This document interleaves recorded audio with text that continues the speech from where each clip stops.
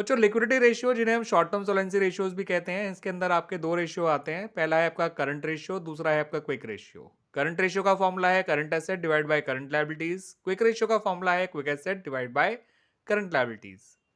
Current ratio को हम working capital ratio भी कहते हैं और क्विक रेशियो को हम लिक्विड रेशियो और एसेट टच रेशियो भी कहते हैं। करंट रेशियो आइडियली 2:1 होना चाहिए और क्विक रेशियो आइडियली 1:1 होना चाहिए।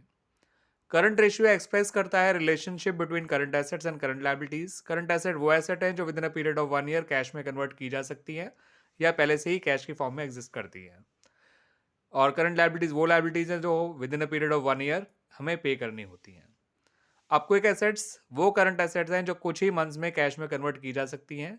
इसलिए करंट एसेट्स में से अगर आप इन्वेंट्री को, प्रीपेड एक्सपेंस और एडवांस टैक्स को हटा दें तो आपकी क्विक एसेट आ जाती है। ठीक है बच्चों, इन्वेंट्री टाइम लगाती है कैश में कन्वर्ट होने में, ज़्यादा टाइम का, और प्रीपेड एक्सपेंस और एडवांस टैक्स कैश में